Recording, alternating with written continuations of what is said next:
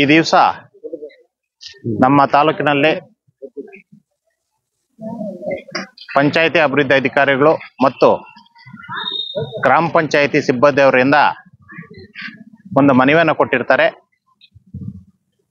ಅದು ಏನಂದ್ರೆ, ನಿನ್ನೆ ಅಂಬ್ಲಿಕಲ್ ಗ್ರಾಮ ಪಂಚಾಯಿತಿಯಲ್ಲಿ ಕೆಲಸ ಮಾಡುವಂತಹ ನಮ್ಮ PDO ಅವರಿಗೆ ಅವಾಚ್ಯ ಶಬ್ದಗಳಿಂದ ಬೈದಿರ್ತಾರಂತೇಳಿ ಹೇಳಿರ್ತಾರೆ. ಪ್ರಾಣ ಬೆದರಿಕೆ ಇದೆ ಅಂತ ಹೇಳಿದ್ದಾರೆ. ಅದೇ ರೀತಿ ರಾತ್ರಿ 8 ಗಂಟೆಯಲ್ಲಿ ಅವರು ನಮಗೆ ವರದಿಯನ್ನು ಸಹ ಕೊಟ್ಟಿರ್ತಾರೆ. ಆ ನಿಟ್ಟಿನಲ್ಲಿ ಈಗಾಗಲೇ ಯಾರೇ ಇರ್ಬೋದು, ಒಬ್ಬ ಸರ್ಕಾರಿ ನೌಕರ ಇರ್ಬೋದು, ಗ್ರಾಮ ಪಂಚಾಯಿತಿ ಸಿಬ್ಬಂದಿ ಇರ್ಬೋದು, ಇವತ್ತು ಸಿಬ್ಬಂದಿಯ ಕೊರತೆಯ ನಡುವೆ ಸಹ ಉತ್ತಮ ಕೆಲಸಗಳನ್ನು ಮಾಡ್ತಾ ಇದ್ದಾರೆ. ತುಂಬಾ ಒತ್ತಡದಲ್ಲಿ ಕೆಲಸಗಳನ್ನು ಮಾಡ್ತಾ ಇದ್ದಾರೆ. ಅವರಿಗೆ ಈ ತರ ಕಿರುಕುಳ ಕೊಟ್ಟಾಗ ಮುಂಬರುವ ದಿನಗಳಲ್ಲಿ ಪ್ರಗತಿ ಕುಂಠಿತವಾಗ್ತದೆ.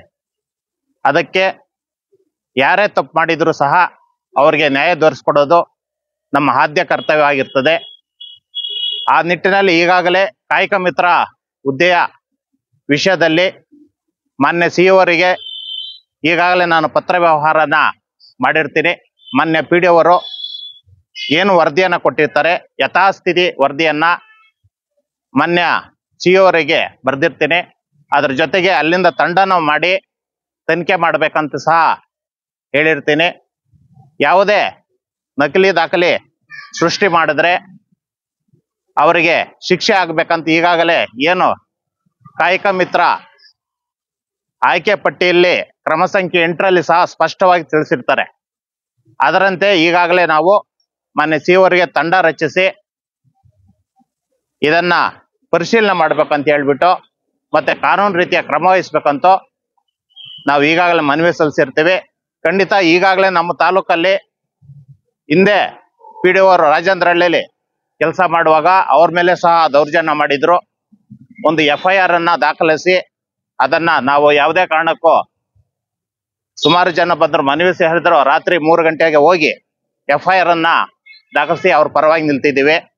ಅದರ ಜೊತೆಗೆ ಗುಮ್ಮಕಲ್ ಪಂಚಾಯಿತಿಯಲ್ಲಿ ಒಬ್ಬ ಬಿಲ್ ಕಲೆಕ್ಟರ್ ಮೇಲೆ ಸಹ ದೌರ್ಜನ್ಯ ಮಾಡಿದಾಗ ಅದನ್ನು ಸಹ FIR ಮಾಡಿಸಿದ್ದೀವಿ. ಅದೇ ರೀತಿ ಇದರಲ್ಲೂ ಸಹ ಯಾವುದೇ ಒಂದು ಬೆದರಿಕೆ ಬಂದಿದ್ರೆ, ಪ್ರಾಣ ಬೆದರಿಕೆ ಬಂದಿದ್ರೆ ಕಾನೂನು ರೀತಿಯಾಗಿ ಏನು ಕೇಸನ್ನ ದಾಖಲಿಸಿ ಅವ್ರಿಗೆ ನ್ಯಾಯ ದೊರಕಿಸ್ಕೊಡ್ತೀವಿ ಅಂತೇಳಿ ಈ ಮೂಲಕ ಈ ಒಂದೆರಡು ಮಾತಾಡಲು ಅವಕಾಶ ಮಾಡಿ ತಮ್ಮೆಲ್ಲರಿಗೂ ಒಂದ್ಸರಿ ನಾನು ಮಾತನ್ನು ಮುಗಿಸ್ತೇನೆ.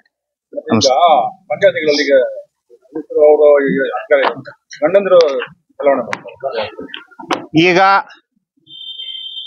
ಸರ್ಕಾರದ ಆದೇಶದಂತೆ ಯಾರು ಸದಸ್ಯರಾಗಿರ್ತಾರೆ, ಅಧ್ಯಕ್ಷರಾಗಿರ್ತಾರೆ, ಉಪಾಧ್ಯಕ್ಷರ ಅವರೇ ಸಹ ಕರ್ತವ್ಯವನ್ನ ನಿರ್ವಹಿಸಬೇಕು. ಒಂದು ವೇಳೆ ಅವರ ಪತಿ ಇರಬಹುದು, ಪತ್ನಿ ಇರಬಹುದು, ದೈನಂದಿನ ಕರ್ತವ್ಯಗಳಲ್ಲಿ ಅವರು ಆಕ್ಷೇಪಣೆ ಮಾಡೋದೇ ಅದನ್ನು ಕಂಡು ಬಂದ್ರೆ ಅವರ ಸದಸ್ಯತ್ವವನ್ನ ರದ್ದು ಮಾಡಕ್ಕೆ ಅವಕಾಶ ಇದೆ. ಆ ನಿಟ್ಟಿನಲ್ಲಿ ಈಗಾಗಲೇ ನಾವು ದೇವರಾಯ ಸಮುದ್ರದಲ್ಲಿ ಬ್ಯಾನರ್ ಹಾಕಿ ಆ ಬ್ಯಾನರ್ ಅಲ್ಲಿ ಪತಿ ಅಲ್ಲಿ ಸದಸ್ಯರಾಗಿರ್ತಾರೆ, ಆ ಪತ್ನಿ ಸದಸ್ಯರಾಗಿರ್ತಾರೆ, ಪತಿ ದರ್ಬಾರ ಮಾಡ್ತಾ ಇರೋದನ್ನ ನಾವು ನೋಡಿದ್ದೀವಿ.